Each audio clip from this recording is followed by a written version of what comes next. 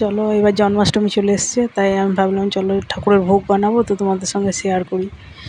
তো আজকে আমি রসগোল্লা বানাচ্ছি ঠাকুরের জন্য। চলো তাই দেখিয়ে দিই। প্রথমে ছানাটাকে খুব সফট করে ফাটিয়ে নেবে। দেখো সফট ছানা মানে তোমার দুধটা ঠিক গরম হবে নি, তারপর অফ করে দেবে।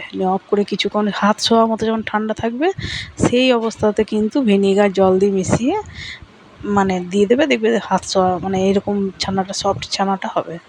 দিয়ে ভালো করে এরকম করে আমার মতো ছাঁকনিতে ইয়ে করে টাঙিয়ে দেবে। একটু আমারটা একটু নরম আছে বেশি, আর একটু শক্ত করে ছানাটা জলটা বার করে নেবে। যদি দেখো জল বার করতে একটু কষ্ট হচ্ছে, তাহলে কাপড়, শুকনো কাপড় ছানার উপর টিপে টিপে দিলেও দেখবে ছানার জলটা কিছুটা শুকিয়ে যাবে। বা ফ্যানের হাওয়াতে যদি একটু মেলে দাও, তাহলেও শুকিয়ে যাবে।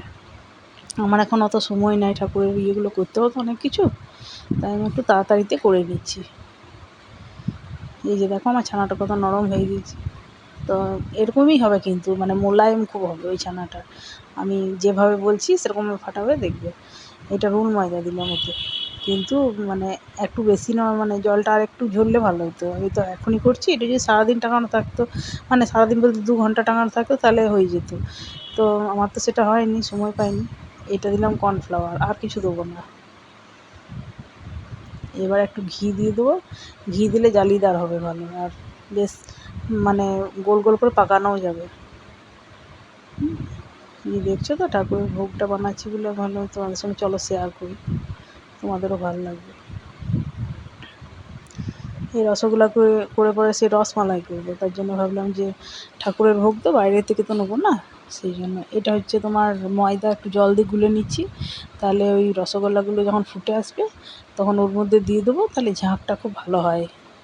মানে তাহলে কি হবে, পুরো ঝাঁকে থাকলে না, ফেনাতে থাকলে বেশ বড় বড় হয়ে যাবে রসগোল্লাগুলো। দেখো এখনই,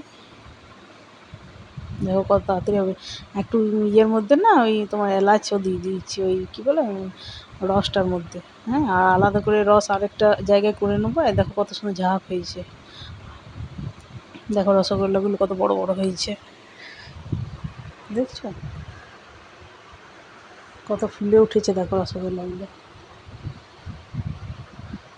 এবার চিনিটা দিয়ে দিচ্ছি, আলাদা জায়গায় আরেকটা রস বানিয়ে নেবো না, সেইটার মধ্যে মানে রসগোল্লাগুলোকে তাহলে ওইখান থেকে তুলে পরে এখানে ভিজিয়ে রেখে দেবো, তাহলে 2 ঘন্টা থাকলে সেট হয়ে যাবে ভালো।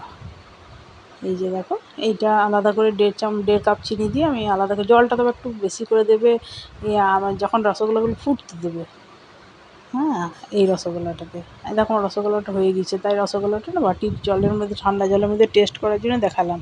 যখন ডুবে যাবে জানবে রসগোল্লাটা হয়ে গিয়েছে। আর এইটা দেখো, এই রসটা বানিয়ে পরে এটার মধ্যে মিষ্টিগুলো ওইখান থেকে তুলে তুলে এখানে ভিজিয়ে রেখে দেবো 2 থেকে 2.5 ঘন্টার মতো। আমার একটু তাড়াতাড়ি ছিল বলে রসগোল্লাগুলো ওরকম করে নিয়েছি। তোমরা একটু ছানাটা একটু শক্ত রেখো, তাহলে দেখবে আমার অন্যবার যেমন করি সেরকমই হবে। খুব সফট হয়েছে আর খুব বড়ো হয়েছে। কেমন হয়েছে অবশ্যই জানাবে কমেন্ট করে, হ্যাঁ।